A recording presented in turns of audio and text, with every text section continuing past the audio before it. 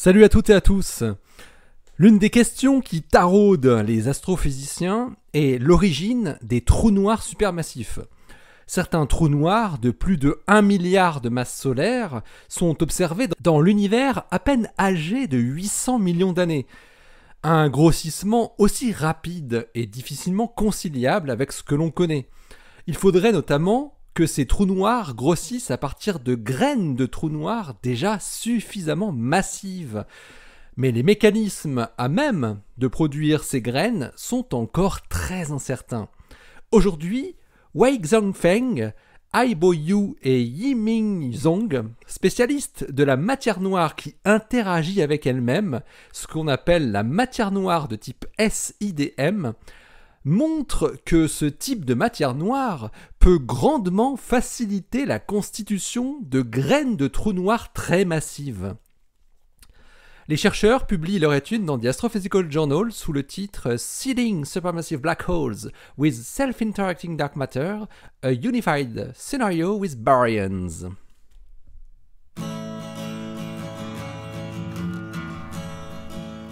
Astronomie, astrophysique, cosmologie, astroparticules.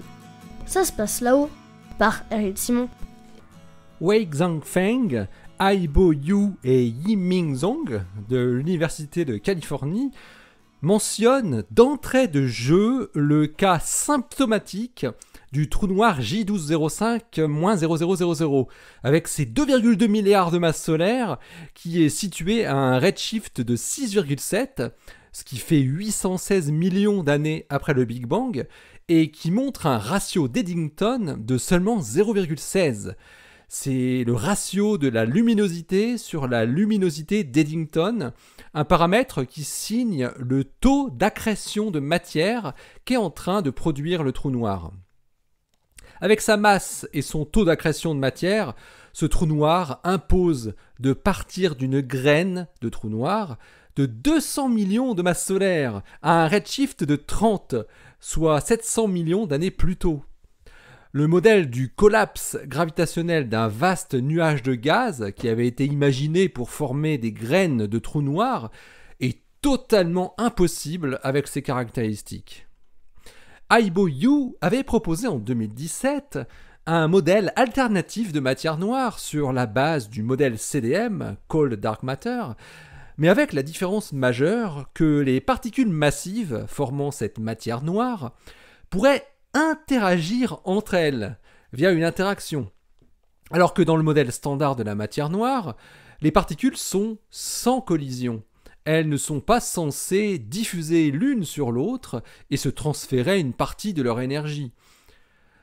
Dans le modèle de Yu, baptisé SIDM pour Self-Interacting Dark Matter, les particules interagissent faiblement avec la matière baryonique, la matière ordinaire, mais aussi entre elles.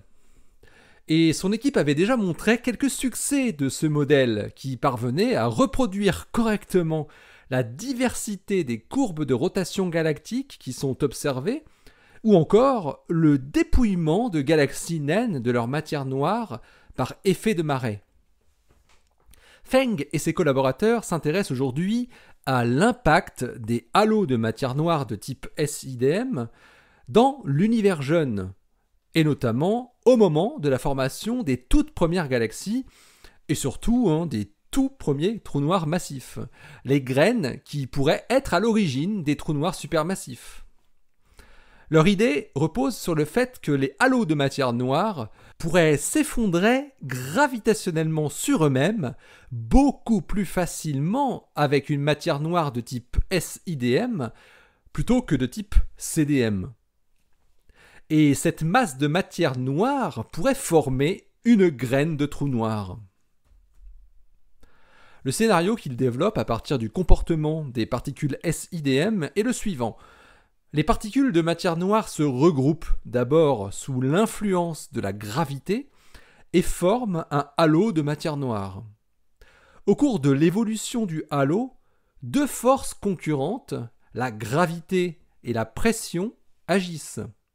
Alors que la gravité attire les particules de matière noire vers l'intérieur du halo, la pression les repousse vers l'extérieur.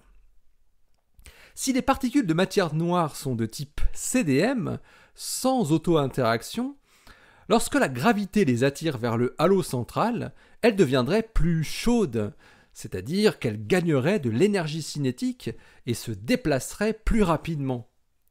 La pression donc augmenterait, ce qui repousserait efficacement les particules loin du centre. Mais si la matière noire est de type SIDM, les interactions entre particules peuvent transférer de l'énergie des particules plus chaudes vers les particules voisines plus froides. Dans ce cas, les particules peuvent se concentrer au centre du halo et finir par produire un effondrement gravitationnel du halo. Les chercheurs expliquent que le halo central, qui s'effondrerait en un trou noir, possède un moment cinétique, c'est-à-dire qu'il tourne sur lui-même. Or, les interactions entre particules de type SIDM induisent une viscosité, une friction, qui a pour effet de dissiper le moment cinétique. Au cours du processus d'effondrement, le halo central, qui a une masse fixe, voit son rayon diminuer et donc sa rotation ralentir en raison de la viscosité.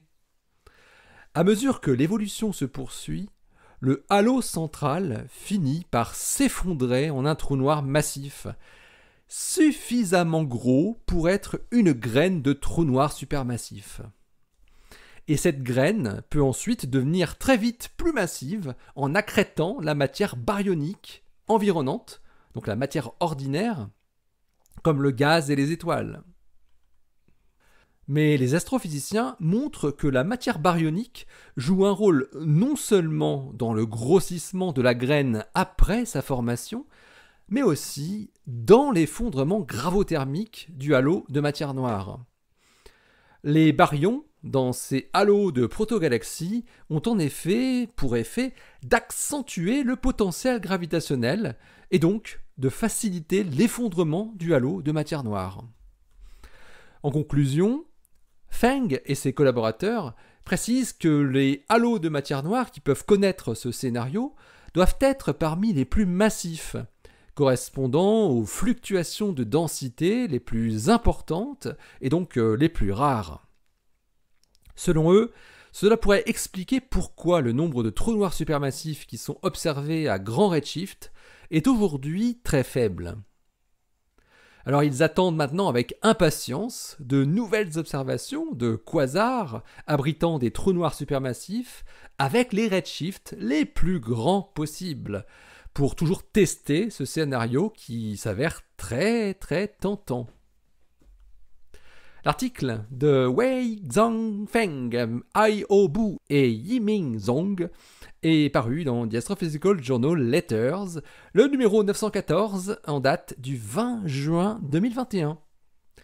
Allez, d'ici la prochaine, portez-vous bien, restez bien les yeux vers le ciel et puis restez bien les pieds sur terre. Allez, salut.